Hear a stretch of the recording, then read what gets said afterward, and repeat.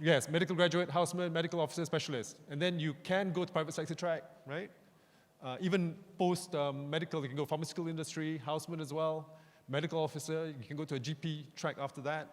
How many of you are thinking of a GP track after this? 1, 2, all right, 3, 4, okay, a few more. And some after specialists, also going private hospital and things like that, right? So, but this was before. But now, I guess the problem is because this red line here, right? And this red line is something that's created by policymakers lah. You know, we created a lot of medical schools. I think there's 32 medical schools in Malaysia, highest per capita in one of the world, something like that, right? But we didn't think about the downline, right? We didn't think about how do we absorb and how do we train post this element of, you know, houseman to medical officer. I'm told that the training physicians not enough to accommodate the number of you guys, right, to do this, and therefore you have to be put on, you know, contract and so on. And not only that, I mean, there's also some complications about, you know, your contract years is not counted towards, you know, that those number of years that you are supposed to get your, you know, sort of specialization of masters or things like that. I think I'm not very clued up on that, but I know that's a problem, and I know that's honestly that's a policymaker point of view, right? There's a policymaker problem, policymaker fault not to put a fine point to it. But unfortunately, you're caught in this, right? We're caught in this, but. So my job is to make sure to how can you come out standing, right? And this is why we need to do financial checkup. So I talked about that. Sorry, this is important.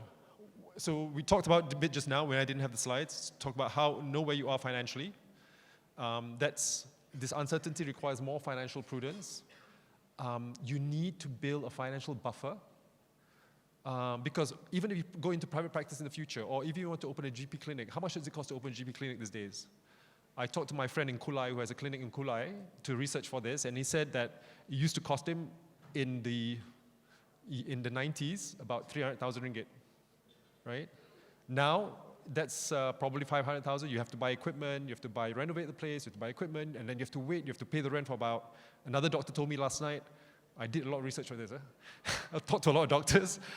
Another doctor said to me last night, oh, now you have to get MOH approval or someone's approval. I'm not sure whose approval for your clinic, right? To renovate, you need to do the renovation and things like that. And so therefore you have to pay pretty much. He said you can't get going until at least about 9 to 12 months. So that means for 12 months, you have to pay rent for 12 months before you can even start to practice, right? So a lot of things in Malaysia are not thought out through. Everyone thinks about their own area, but they don't think about the concept. It seems easy to ask for certification and things like that, but they don't think through the practical realities of being on the ground. And suddenly you become a doctor trying to start up, and suddenly you go, oh my gosh, I can't even start. I'm doing my renovations, I'm doing this, I'm buying equipment.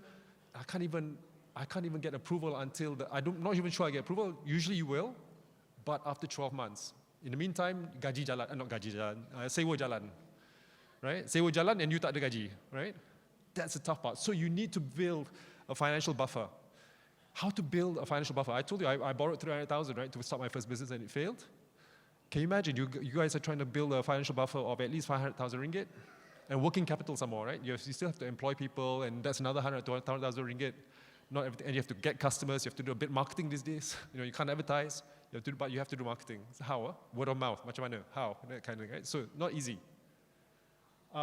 Sorry, and then we're going to talk about, sorry, let me go back, so I can go back, because the thing's important. Can I just go back one slide? I can't, okay. Where do I point this? Yeah? Where do I point it to make it responsive? Towards you. Okay, all right, got it. Thanks. Next, important as well, and that's why I'm involved with, whilst you're doing this, you need to make sure that you're protecting yourself against mishaps, right? That can throw off your plans immediately. Suddenly God forbid, something happens. You're stressed out and something happens. It has happened to entrepreneurs before. I know of at least 3. Actually, 2 entrepreneurs who have died. 3 actually entrepreneurs died, including one is my my business partner from colon cancer, and 2 who had critical illnesses while they're doing their businesses. That takes you off track. And then you need to save, and then you need to invest, right?